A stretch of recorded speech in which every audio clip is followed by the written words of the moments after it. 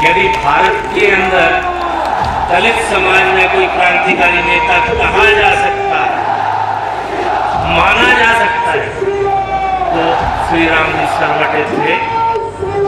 नमस्कार सर, सभी साथियों, क्रांतिकारी अभिनंदन। श्री राम जी सरवटे भारत के इतिहास में सभी जातियों का अपना अपना इतिहास रहा है। हर जाति में अपने नायक रहे हैं जिन्होंने अपने अच्छे कार्यों से पूरे समाज को लाभान्वित करने का काम किया है। ऐसी कोई भी जाति नहीं है जिसमें नायक, समाज सुधारक, कार्यकर्ता, अच्छे लोग, संत महात्मा नहीं हुए हों। नेतृत्व का जहाँ तक सवाल है, अच्छे नेता भी हर जाति, हर समाज के अंदर पैदा हुए। आज श्री राम जी सरवटे के बारे में संदर्भ आया है तो मैं बता दूं कि श्री राम जी सरवटे एक बहुत ही दबंग और अच्छी छवि के व्यक्ति थे। जैसे कबीर साहब ने बड़ा क्रांतिकारी परिवर्तन समाज में लाने का काम किया, उसी तरीके से श्री राम जी सरवटे भी एक क्रांतिकारी नेता रहे हैं, एक नायक रहे हैं। वाल्मीकि समाज के अंदर एक क्षत्र यदि कोई नेतृत्व करने वाला व्यक्ति उस समय था तो श्री राम जी सरवटे थे। इस देश के अंदर ऐसे महापुरुष विरले ही जन्म लेते हैं जो भारत के अंदर अच्छे काम को करते हैं और अच्छे काम के द्वारा पूरे समाज को लाभान्वित करने का काम करते हैं। श्री राम जी सरवटे का जन्म सन 1920 के आसपास हुआ। श्री राम जी सरवटे संत कबीर की तरह कहा करते थे। जैसे संत कबीर जी ने कहा, कबीरा खड़ा बाजार में लिए लखुटिया हाथ, जो घर फूंके आपनो चले हमारे साथ। तो श्री राम जी सरवटे कहा करते थे अपने साथियों को, अपने समाज के बंधुओं को कि श्री राम सरवटे खड़ा बाजार में, जो घर फूंके आपनो वो चले हमारे साथ। तो संघर्ष के लिए ऐसा आह्वान करने वाला व्यक्तित्व शायद ही कोई विरला दूसरा हुआ हो जिसने स्वाभिमान के साथ में झाड़ू को अपना हथियार बना लिया और आगे चल करके उन्होंने इस झाड़ू के माध्यम से बड़े बड़े आंदोलन करके दिखाए। श्री राम सरवटे का जन्म 1920 में हुआ। 1947 के आसपास उन्होंने अपना प्रचंड रूप धारण किया और इस बीच में दो आंदोलन कांग्रेस के बड़े हुए, सन 1942 और सन 1947 के। इस दरमियान के अंदर श्री राम सरवटे जी चूँकि वाल्मीकि समाज से थे तो इनका जिन घरों में सफाई कार्य का कार्य चलता था उनसे अपना परिचय था। उसमें जयनारायण जी व्यास शेरे राजस्थान कहलाते हैं, उनके साथ में इनका दोस्ताना स्थापित हुआ और धीरे धीरे चल करके इतना प्रगाढ़ हुआ कि जब प्रजा मंडलों की स्थापना हुई थी उससे पहले श्री राम जी सरवटे और जयनारायण जी व्यास की जुगल जोड़ी बन चुकी थी और ये जुगल जोड़ी कांग्रेस के माध्यम से भूमिगत आंदोलन के अंदर हिस्सा लिया करती थी। भूमिगत आंदोलन में ऐसी स्थिति हुआ करती थी कि पुलिस पीछे लग जाया करती थी। श्री राम सरवटे और जयनारायण व्यास दोनों के ऊपर पुलिस की निगाह रहा करती थी, लेकिन पुलिस का एक सोचना था, एक मानना था कि वाल्मीकि बस्तियों के अंदर कोई भी क्रांतिकारी हो नहीं सकता है। जयनारायण व्यास इसी सोच का फायदा उठा करके, ये बड़ी बस्ती थी वाल्मीकि समाज की, आज भी विद्यमान है। जयनारायण व्यास आकर के अपने आप को भूमिगत कर लिया करते थे, कई दिनों तक यहाँ रहा करते थे। इनका खाना, इनका भोजन यहीं बना करता था और ये श्री राम जी सरवटे के यहाँ बैठ कर के भोजन किया करते थे। रात को रात्रि विश्राम भी कई बार ये यहीं किया करते थे, क्योंकि अंदर शहर के अंदर जहाँ इनका निवास था वहाँ पुलिस अक्सर जो है चेकिंग करने जाती थी और वहाँ देखा करती थी कि जयनारायण व्यास उपस्थित हों तो उनको गिरफ्तार कर लिया जाए। ऐसी स्थिति के अंदर कई दिनों तक जयनारायण व्यास वाल्मीकि समाज की बस्ती के अंदर श्री राम जी सरवटे के घर जो है शरण लिए रहते थे। ठीक इसी प्रकार से जयनारायण व्यास के साथ साथ और भी कई क्रांतिकारी साथी हुआ करते थे। वो भी अचानक रात को आकर के शरण ग्रहण कर लिया करते थे। तो इस तरीके से उनके रहने, खाने और सोने की व्यवस्था श्री राम जी सरवटे के माध्यम से हुआ करती थी। अलग अलग घरों में ले जा करके उनको जो है सुरक्षित सुलाया जाता था।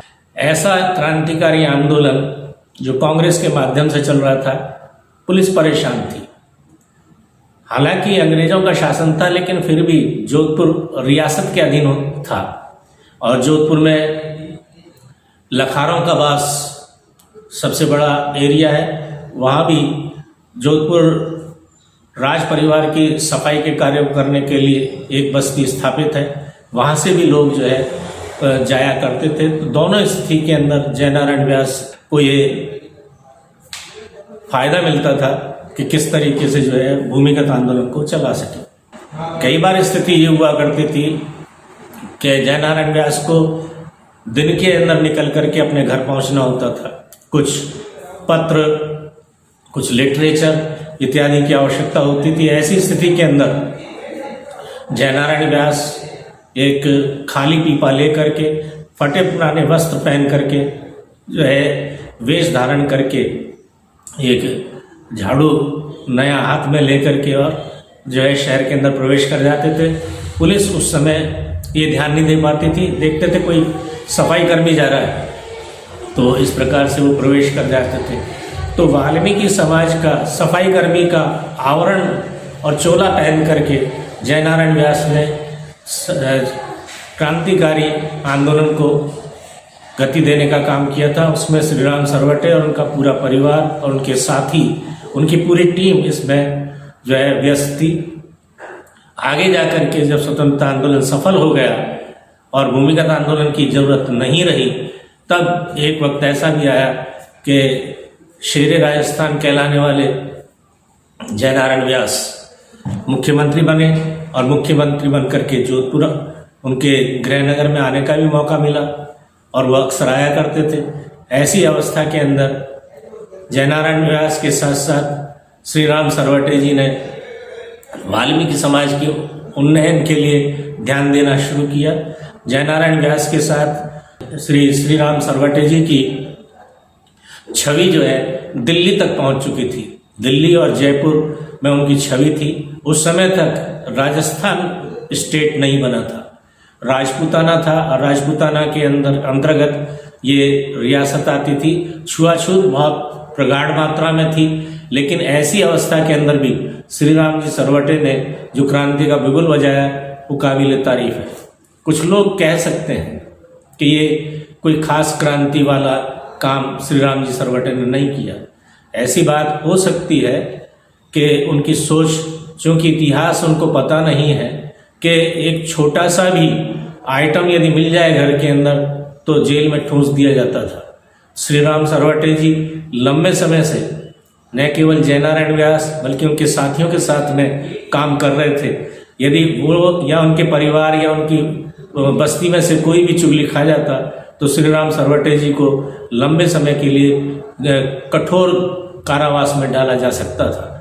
ये बातें इतिहास की हैं, क्योंकि राजस्थान बना नहीं था और राजस्थान के स्वतंत्रता आंदोलन के बारे में और विशेष करके दलित समाज के, और दलित समाज में भी वाल्मीकि समाज के किसी क्रांतिकारी व्यक्ति के बारे में कोई लेखन लिखा गया हो, कोई बात लिखी गई हो, ये लिखने में नहीं आई है। इसलिए गौरे तलब नहीं रही और लोगों को जानकारी नहीं है। लेकिन चूंकि ये एक दूसरे से कह करके बात आगे से आगे चलती रही, हमारे तक ये बात पहुंची, हमने इस बात को गंभीरता से लिया और समझा कि किस तरीके से श्री राम जी सरवटे न केवल कांग्रेस के सच्चे कार्यकर्ता थे बल्कि भारतीय कम्युनिस्ट पार्टी के साथ भी वो मिलकर के बराबर आंदोलन का संचालन करने में जो है अपना योगदान देते चले जा रहे थे। तो ये स्वतंत्रता आंदोलन जो चला उसमें राजपूताना के इतिहास के अंदर श्री राम सरवटे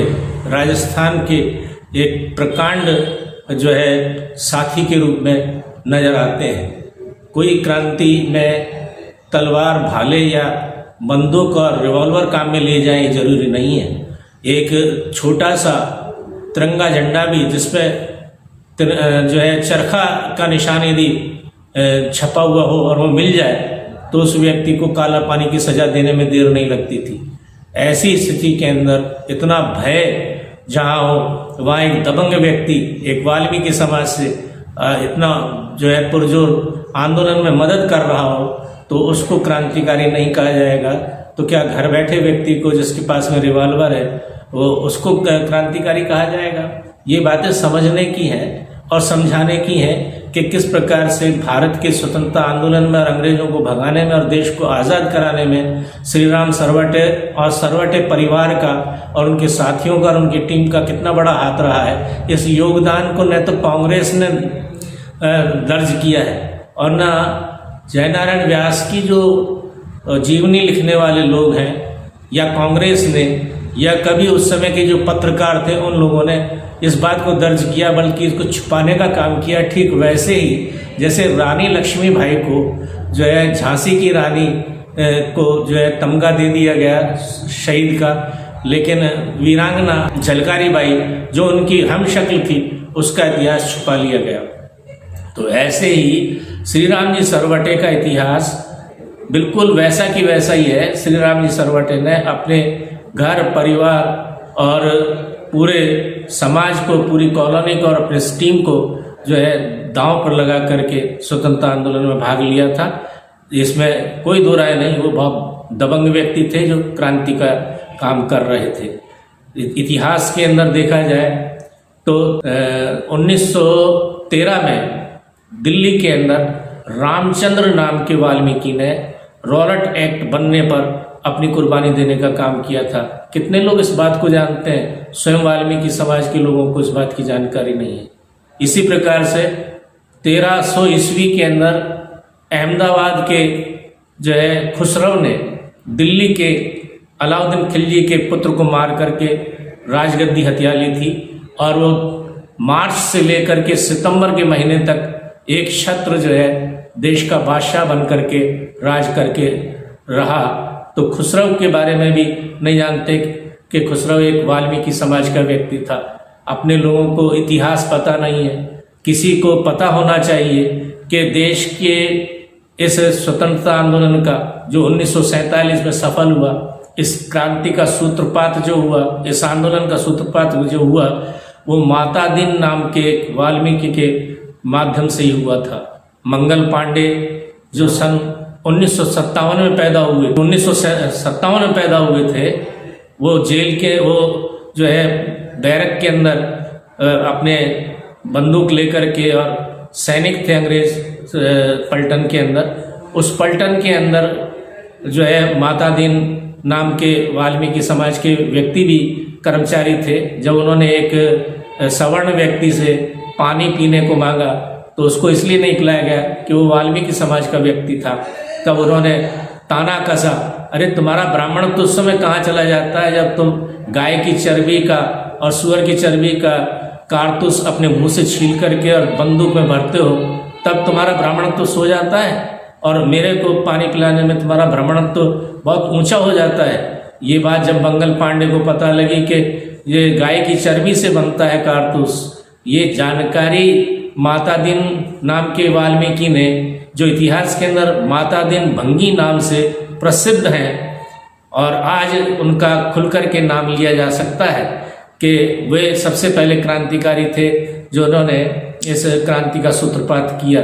यदि मंगल पांडे क्रांति का शोला थे तो माता दिन भंगी जो है क्रांति की चिंगारी थे। और ये बात वाल्मीकि समाज को गौरव के साथ सर उठा करके सोचनी चाहिए कि इस देश की आज़ादी का सूत्रपात यदि कभी हुआ था तो माता दिन भंगी की इस क्रांतिकारी चिंगारी के कारण ही हुआ था।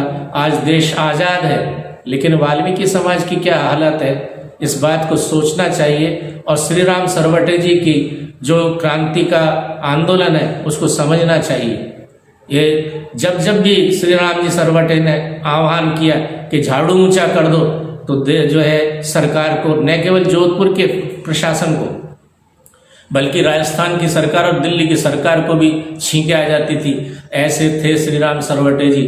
उनकी आवाज़ में इतनी दम थी, इतनी ताकत थी कि इतना ओज था कि न केवल उनके समाज का प्रत्येक व्यक्ति उस बात को मानता था, बल्कि पूरे देश के अंदर जो है उस बात के ऊपर मनन होता था कि नहीं, जरूर कोई बात है, और उसकी खोज खबर ली जाती थी। और जैसा श्री राम सरवटे चाहते थे वैसी मांग पूरी करने का काम होता था। श्री राम सरवटे जी ने कई आंदोलन किए हैं, कई बार झाड़ू ऊंचे किए और कई प्रकार के आंदोलन करके सफाई मजदूरों की हालत को सुधारने का काम किया। उसके बाद में जोधपुर के अंदर और राजस्थान के अंदर और पूरे भारत में सफाई मजदूर कांग्रेस की स्थापना हुई। श्री मांगीलाल जी आर्य जैसे व्यक्ति भी श्री राम जी सरवटे के पास आते थे, सलाह लेते थे। वो पाली के निवासी थे। बाद में आगे चल करके उनको जो है बूटा सिंह जी जैसे व्यक्ति गृह मंत्री बने, तब उनका सानिध्य प्राप्त हुआ और वो देश के अंदर पहली बार ऐसी स्थिति बनी कि जो मांग पहले से उठती रही थी, जिसकी स्थापना पहले नहीं हुई, सफाई कर्मचारी आयोग बनने का मौका आया। उसमें श्री मांगीलाल जी आर्य को सर्वप्रथम आयोग का चेयरमैन बनने का मौका मिला। इसी कड़ी के अंदर जब मांगीलाल जी आर्य सफाई कर्मचारी आयोग के अध्यक्ष बने, उसके पहले उनकी मदद यही श्री राम जी सरवटे है। इनके पुत्र श्री विष्णुदेव जी सरवटे ने भरपूर मदद करी। जहाँ जहाँ समर्थन चाहिए था वहाँ, चाहे महाराष्ट्र, मध्य प्रदेश और महाराष्ट्र के, तो वहाँ जा करके सबसे समर्थन प्राप्त करके मांगीलाल जी आर्य के पक्ष में जो है अनुमोदन करवाया। बूटा सिंह जी ने पूरा सपोर्ट किया। बूटा सिंह जी के बड़े नज़दीकी व्यक्ति थे मांगीलाल जी आर्य, और उन्हीं के साथ श्री विष्णुदेव सरवटे जी का भी जो है लगातार काम चलता रहा। श्री राम जी सरवटे के जितने भी पुत्र में गुण होने चाहिए वो उनमें मौजूद थे। श्री विष्णुदेव सरवटे आगे जा करके तो वो एक संस्था बन गए, व्यक्ति नहीं रहे। श्री विष्णुदेव सरवटे ने सफाई मजदूर कांग्रेस को बहुत ताकत दी और अकेले एकमात्र व्यक्ति थे जो पूरे सफाई मजदूर कांग्रेस को लेकर के चलने वाले व्यक्ति थे। ऐसा समय भी आया कि सफाई मजदूरों का ये संगठन हिचकोले खाने लगा और मृत प्राय स्थिति में पहुंचा। ये श्री विष्णुदेव सरवटे ही थे। उन्होंने सफाई मजदूर कांग्रेस को पुनः जिंदा किया और राजस्थान स्तर के ऊपर इसका विकास करने के अंदर योगदान करने का काम किया। श्री विष्णुदेव सरवटे का भी इतिहास उनके पिता के समान ही कम जो है वो हल्का नहीं है। श्री विष्णुदेव सरवटे ने वर्तमान मुख्यमंत्री अशोक गहलोत के साथ जो है अपना सानिध्य स्थापित किया, और जब पहली बार अशोक गहलोत केंद्र के बयान मंत्री बन करके आए, उनका सफाई मजदूर कांग्रेस के प्लेटफार्म पर घंटाघर में अपने सफाई मजदूर कांग्रेस के ऑफिस में स्वागत समारोह रखा गया। सफाई मजदूर कांग्रेस के जितने भी काम थे उनमें भाई अशोक गहलोत जी का सहयोग मिलता था, और वो सबसे नज़दीकी श्री विष्णुदेव सरवटे के हितैषी रहे। सरवटे जी कांग्रेस में रह करके और अपना राजनीतिक जीवन चलाने लगे थे। इस तरीके से श्री विष्णुदेव सरवटे ने नेशनल लेवल के ऊपर अपने प्रचंड कार्यों से जा करके दिल्ली बूटा सिंह जी के पास और अन्य मंत्रियों के पास जा करके जोधपुर के वाल्मीकि समाज की कई समस्याओं का समाधान करने का काम किया था। ऐसे परिवार के अंदर जहां श्री राम सरवटे जी दबंग व्यक्ति थे, जिनके पास कुछ नहीं था, जिन्होंने अपना घर फूंक करके तमाशा देखने का काम किया। हालांकि उनके बच्चे सबसे बड़े श्री रोहिदास सरवटे थे, उसके बाद ब्रह्मदास सरवटे, विष्णुदेव सरवटे थे, और फिर उनसे छोटे और भी भाई थे। अभी श्री विष्णुदेव सरवटे और रोहिदास सरवटे के चले जाने के बाद ब्रह्मदास सरवटे उनका तीसरा पुत्र है, जो सफाई मजदूर कांग्रेस को पूरे जोधपुर के स्तर के ऊपर संभाले हुए हैं और अब अच्छा काम कर रहे हैं। ऐसा नहीं है, वाल्मीकि समाज के अंदर श्री राम सरवटे जी के कार्य से कई योग्य नेता पैदा हुए, कई कार्यकर्ता पैदा हुए। सफाई मजदूर जैसा संगठन राजस्थान के अंदर जोधपुर में प्रखर स्थिति में पाया जाता है। यहाँ कई बुद्धिमान, कई अम्बेडकरवादी भी पैदा हुए। नरसिंह गुजराती ऐसे ही जो है कर्मठ और अम्बेडकरवादी व्यक्ति थे। इसी प्रकार से कई और भी नेता यहाँ रहे, कई प्रबुद्ध बुद्धिजीवी भी यहाँ रहे। तो ये काम सफाई मजदूर वर्ग का जो है आगे बढ़ा। आज सफाई मजदूर फक्र से और गर्व से सर ऊंचा करके चलता है। अब यहाँ वो छुआछूत का असर नहीं रहा, इसलिए हमारे नौजवान साथी ऐसा सोच लेते हैं कि ऐसी कोई बात नहीं है। लेकिन उस समय जहाँ इतनी छुआछूत थी, ऐसी स्थिति के अंदर इस कारवां को आगे लाने का काम यदि किसी ने किया है तो वो एकमात्र व्यक्ति श्री राम सरवटे ही थे। ये आश्चर्य की बात है, इतना बड़ा व्यक्तित्व देश के अंदर पैदा हुआ जोधपुर की धरती पर, उसके नाम पर कोई स्मारक नहीं है। ये दुखद है। श्री राम जी सरवटे जी के नाम से एक पार्क बनना है, जो मजदूर सरस्वती गेट घोड़ों के चौक में एक छोटा सा हिस्सा तिकोना आया हुआ है, वहाँ उनकी मूर्ति स्थापित होनी थी, लेकिन अभी तक उस पर कोई कार्रवाई संभव नहीं हुई। जब तक उनके पुत्र जिंदा थे तब तक तो वे सक्रिय रहे, अब वो फाइल शायद दब करके रह गई है। ना उनके नाम पर कोई सड़क है, ना कोई इनके नाम पर कोई पुल है। इसलिए ये महती आवश्यकता है आज वाल्मीकि समाज की कि वे अपने इतने बड़े नायक, जिसकी इतनी बड़ी मेहनत की कमाई उनको आगे बढ़ाने के लिए रही है, उसके नाम पर एक स्मारक और एक मूर्ति जो है जोधपुर शहर के अंदर एक अच्छे स्थान पर लगनी चाहिए। हालांकि उनका समाधि स्थल भी बना हुआ है। आज वर्तमान में वाल्मीकि समाज के हितैषी कहलाने वाले मुख्यमंत्री श्री अशोक गहलोत और वो पद पर बैठे हैं, उनसे उम्मीद करते हैं कि वे श्री राम जी सरवटे के नाम से कोई योजनाएं वाल्मीकि समाज के लिए जारी करें, कोई नई बस्ती, नई कॉलोनी उनके नाम पर बनने के लिए रेगुलराइज करने का काम करें, जेडीए के माध्यम से करवाएं। ऐसा कुछ किया जा सकता है, उनके नाम पर कोई पार्क वगैरह बनवाया जा सकता है। तो अशोक जी गहलोत से भी हमारा ये कहना है कि इसमें वो अपनी पूरी मदद प्रदान करें। आज उनके पौत्र श्री सचिन सरवटे बाकायदा इस ध्वज को आगे लेकर चल रहे हैं। हम चाहेंगे कि श्री गहलोत उनको भी आगे लाने का काम करें और उनका जो है मार्गदर्शन करें, ताकि आगे जाकर के ये परिवार और ज़्यादा सक्रिय होकर के अपने समाज को मजबूत करने में योगदान दे सके, संगठन को मजबूत करने में योगदान दे सके, भाई अशोक गहलोत के हाथ मजबूत करने में अपना योगदान कर सके। श्री राम सरवटे जी के पास उड़ती उड़ती खबरें महाराष्ट्र की बाबा साहब अम्बेडकर के आंदोलन की भी पहुंचती रहती थी। उन्हीं से प्रभावित होकर के जोधपुर के गंग श्याम मंदिर के अंदर वाल्मीकि समाज को प्रवेश नहीं होने दिया जाता था, उसके लिए उन्होंने आंदोलन किया और प्रवेश द्वार खुलवाए। वाल्मीकि समाज को आज गंग श्याम मंदिर के अंदर प्रवेश करने दिया जाता है। ये बाबा साहब अम्बेडकर की प्रेरणा की ही देन थी। उस आंदोलन में श्री नरसिंह देव गुजराती भी सक्रिय कार्यकर्ता के रूप में पधारे और उन्होंने अपना योगदान दिया था। आज नरसिंह देव गुजराती भी जैसा व्यक्ति इस वाल्मीकि समाज में हुआ था, लोगों को जानकारी नहीं है और ये जानकारी होनी चाहिए कि किस तरीके से छुआछूत को खत्म करने में, वाल्मीकि समाज के साथ छुआछूत जो होती थी उसको खत्म करने में कितना बड़ा योगदान है। आज जोधपुर की किसी भी चाय की होटल पे चले जाइए, किसी भी रेस्तरां में चले जाइए, कोई जाति पूछेगा नहीं वाल्मीकि समाज का होते हुए भी जानता है होटल का मालिक, वो आसपास जो ग्राहक हैं चाय पी रहे हैं, चाहे हाई कोर्ट की रेस्तरां हो चाहे कहीं की भी, कोई भी वाल्मीकि समाज पर उंगली नहीं उठा सकता कि भाई आप यहाँ अंदर कैसे चाय पी रहे हो। आज चाय पीना और खाना होटल के अंदर जाना, एंजॉय करना सबके लिए मुक्त तरीके से खुला हो चुका है।